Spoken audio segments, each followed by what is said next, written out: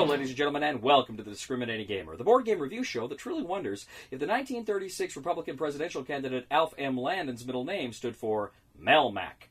My name is Cody. Ladies and gentlemen, do you like that Dice Masters? Of course you do. You're not stupid. Everybody likes Dice Masters that plays it. If you haven't played it, play it. You'll like it. You'll want to buy it. It's a great game, and now, once again, I'm here to tell you about a brand new set. This is Dice Masters, the Amazing Spider-Man from WizKids.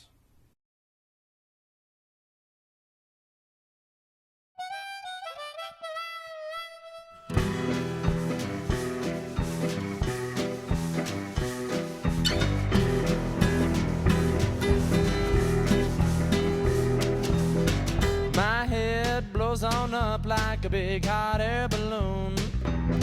Higher and higher, the hotter the fire must be in this empty room. People seem to hold their breath as I walk on inside. Screws almost at me cause I'm going crazy, but everyone steps aside. And it's so cruel to be alone, and I feel that I have found a home inside. Dice Masters, the Amazing Spider-Man from WizKids, is a brand new set. Of course, you got the starter set. You're going to have some of the, packs that are going to come out from the gravity feeds that you can pick up, and you can expand and customize and build your own teams to play in this great, great head-on-head superhero action. Once again, like all the other sets, this one is interchangeable, but works best probably with its own set. I want to go ahead, first of all, just tell you about some of the neat cards that come in this set, then I'll tell you all about kind of my general impressions. Now, many of these character cards in this set have an ability called Underdog. Now, Underdog kicks in whenever you have fewer characters fielded than your opponent. If you've got fewer characters fielded than your opponent, you can get these special Underdog abilities. So sometimes it pays to have fewer characters fielded. First of all, there's Drax the Destroyer. Now, Drax has an Underdog ability. You can field Drax for free. So, again, if your opponent has, 7 characters fielded and you had 5, you could field Drax for free simply by having that dice available and playing the card. Spider-Woman, Lady Liberator, also has a similar Underdog ability. Her Underdog ability means that if, you have fewer characters fielded than your opponent, Spider-Woman gets a +2 to her attack value. Carnage Sinister has an Overcrush ability, and he takes no more than 1 damage from action dice. Ghost Rider Alejandra is pretty cool, because whenever Ghost Rider Alejandra is blocked, you gain 1 life. Silver Sable has some pretty good cards. I think my favorite card from Silver Sable is Wild Pack. Silver Sable Wild Pack essentially states that when she is blocked, the defending player loses a life, and you gain a life. Now, of course, what superhero pack called The Amazing Spider-Man would be complete without Spider-Man? Spider-Man's got several pretty cool cards in this set. I think my favorite is perhaps Spider-Man Public Menace. Spider-Man Public Menace is cool. When you get KO'd, you gain 1 life. If you roll the burst, instead you can gain 2 life if you have another kind of Spider-Man-affiliated character fielded. There's also a global ability. If you pay the lightning energy cost there, the target character die gains that affiliation for that turn. So that kind of builds on it. You can use the global ability to kind of reinforce the card's regular ability. This set also has some really cool and fun basic action cards that I like quite a bit. The Exposed basic action card says target opponents must pay 1 life for each non-Hydra assigned to block this turn. There's also a global pay ability of 2 energy, 2 lightning energy. The target opponent must pay 1 life to block with 1 or more characters, but you can only use that once per turn. With the Slander basic action card, the target opposing character loses its ability text until the end of the turn. This is a great way just to completely nullify the effects of an opponent's card.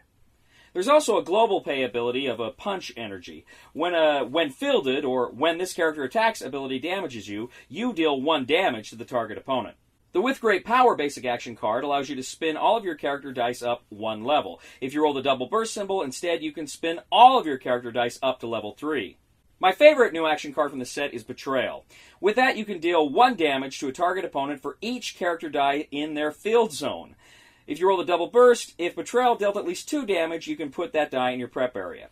That is a way to deal a lot of damage to your opponent. So if he has got a lot of characters out there, you can really hurt him. One of the games I played with this set, I played this card. I really hurt him when he had like 7 characters out there, and I was able to really hurt him with this card. Now that is just a few of the cards that come, the basic action cards, the character cards that come with this set. I really like this set. I've yet to meet a Dice Masters set I didn't like, some more than others.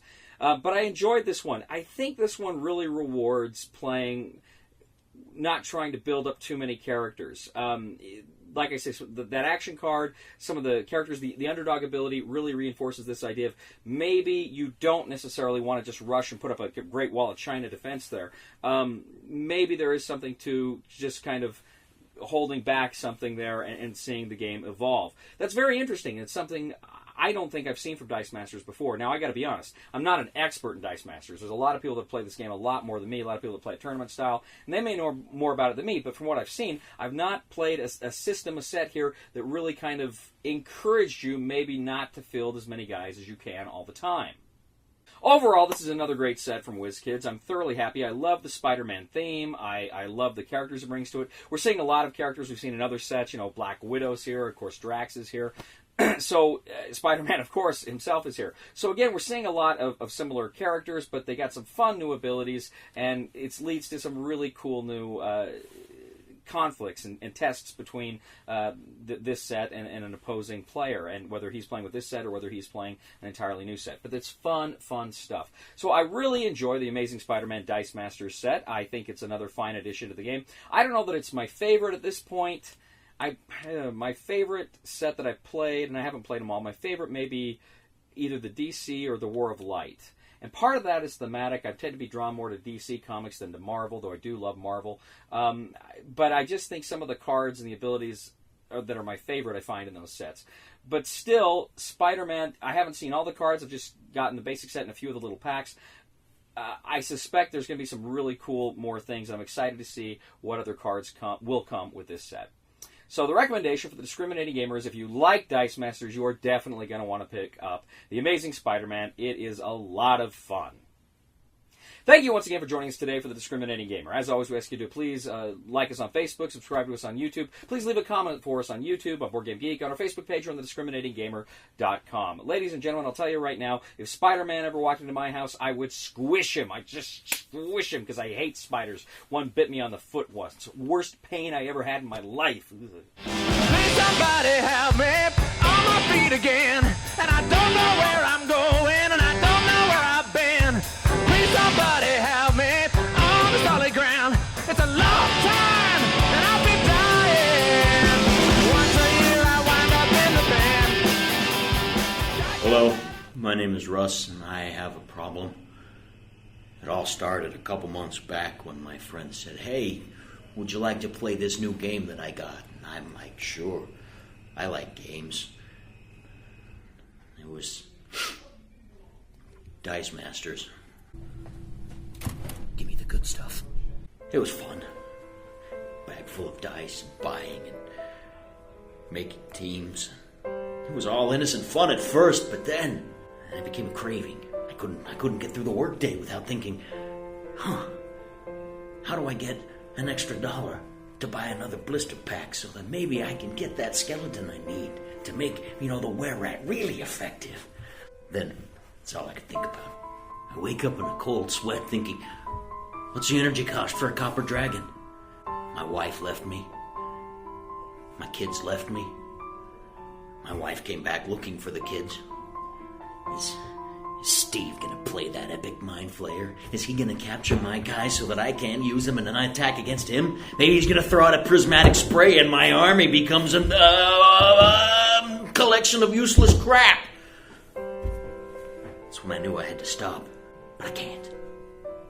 You take it from me. You don't play Dice Masters. Dice Masters plays you!